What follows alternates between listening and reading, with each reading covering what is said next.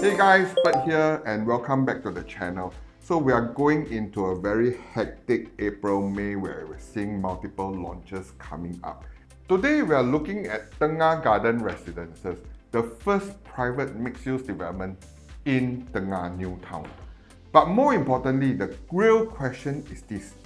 Is this a smart early entry or are you taking on too much waiting risk? But before we can even talk about the project, you need to understand what Tengah actually is.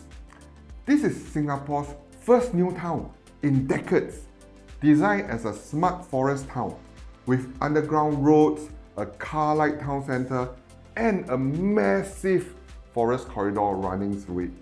But beyond all that marketing, here's the real story. Tengah is not just another residential estate. It's part of a much bigger west side transformation. Looking at the scale of things, when fully completed, Tengah is expected to have around 42,000 new homes, roughly about 30,000 HDB and 12,000 private homes. So this is not a small neighborhood. This is a full ecosystem being built from scratch. And Tengah Garden Residences sits right in the Garden District, which is one of the more central and connected parts of the town. So let's zoom into the project itself. This development has about 863 units and it's a 99-year leasehold GLS. And it's a mixed-use project with commercial spaces at the ground level. Expected TOP is around 2029-2030. And importantly, this is the first private mixed-use development in Tengah. So positioning-wise, it plays a very different role compared to other projects. Now, one of the biggest concerns people have is always, Tengah got no MRT leh. But this is not entirely accurate because right next to this project, you actually have the Hongkar MRT on the Jurong Regional Line. And it's expected to be ready around mid-2028. So actually, by the time this project TOP in 2029, you're already essentially moving into a development where there's an MRT already up and running. And that actually makes a very big difference.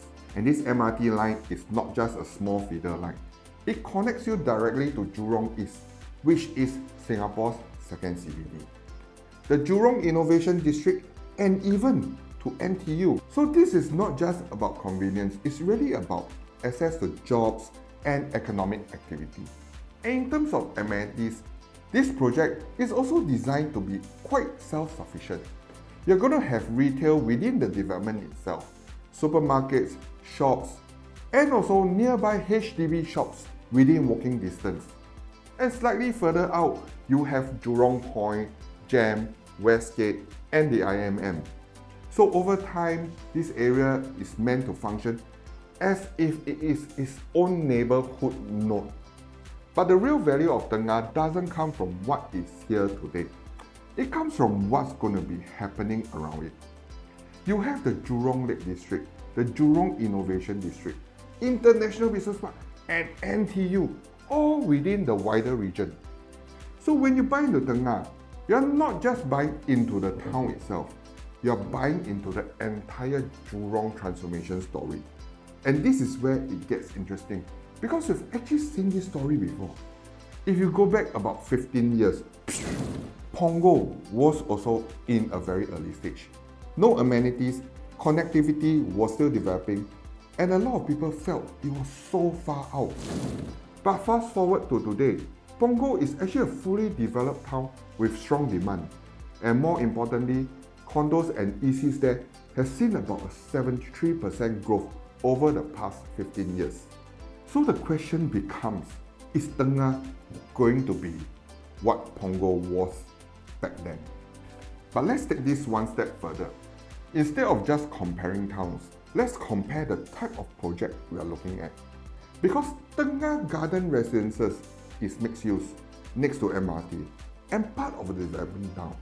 And this combination is what we've actually seen before. Take the Centris in Jurong West, for example.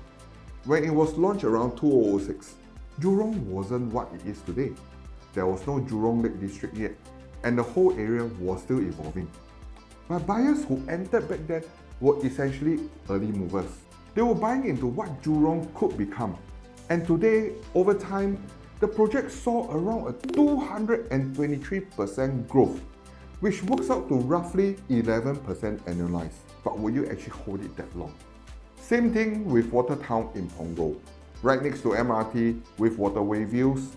When it was launched around 2012, Punggol was still developing, amenities were still coming up, and the area wasn't fully mature. But again, buyers were entering early, and since then, prices have grown about 50%, so about 3.5% annualized. So when you step back and look at both cases, it's not just about being next to an MRT. It's not about just being integrated. The real pattern is this combination: a strong transformation story, entering at an early stage, and a built-in upgrader demand. And Tengah actually checks all three boxes. If you like this kind of breakdown where we're not just talking about the project, but how to actually plan around it, do like and subscribe to the channel, as I'll be doing more of this. Now let's talk about the timing, because this is actually very important.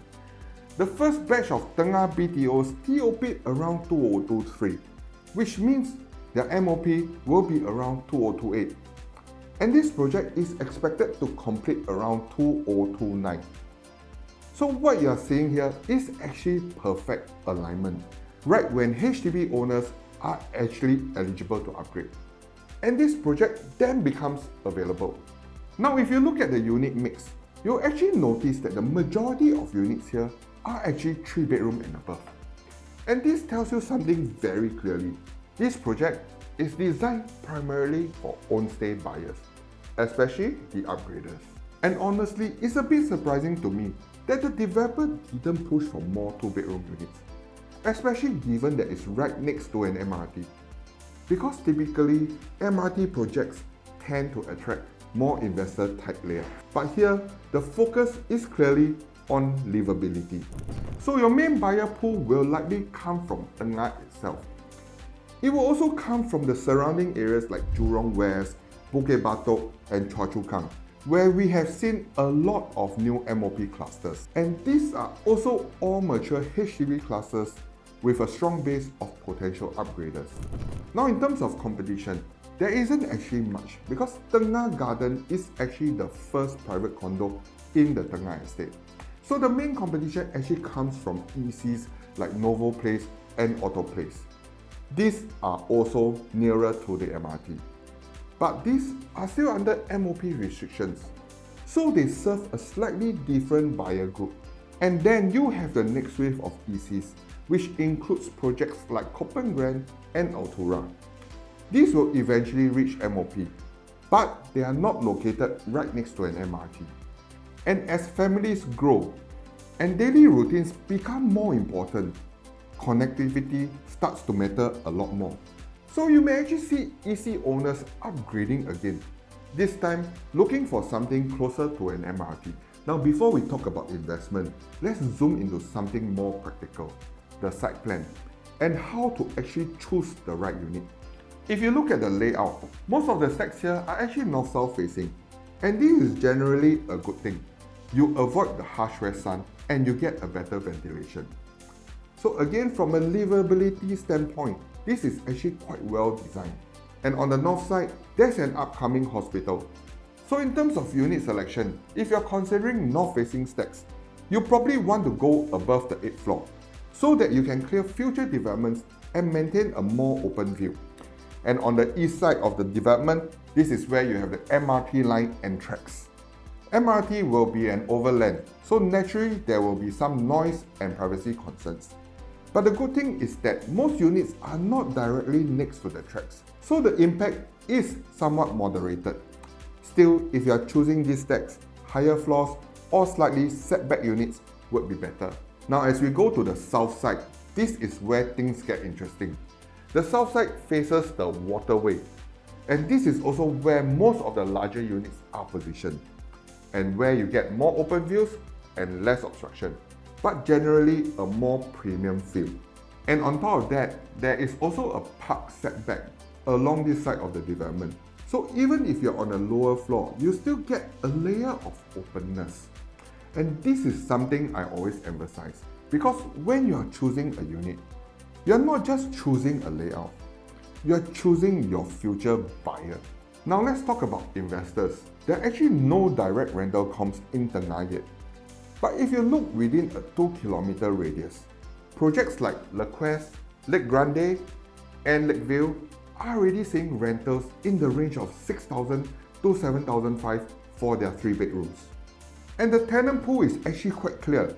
You have demand coming from the Jurong Lake District, Innovation District, International Business Park, and of course, even the NTU.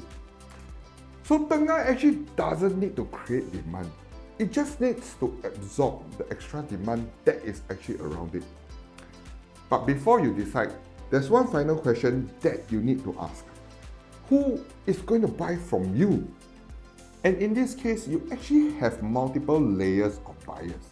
You have the HB upgraders from Tengah itself, buyers from surrounding estates, easy owners upgrading again, and even tenants who eventually convert to buyers.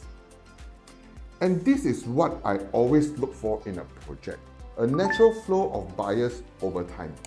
So Tengah Garden Residences is not really a project you buy because everything is ready today. It's a project you buy because you understand what this place can eventually become. If you're considering Tengah Garden and you're not sure whether to enter now or wait, feel free to reach out. I help you plan your next move properly because the right move isn't just about property, it's about planning.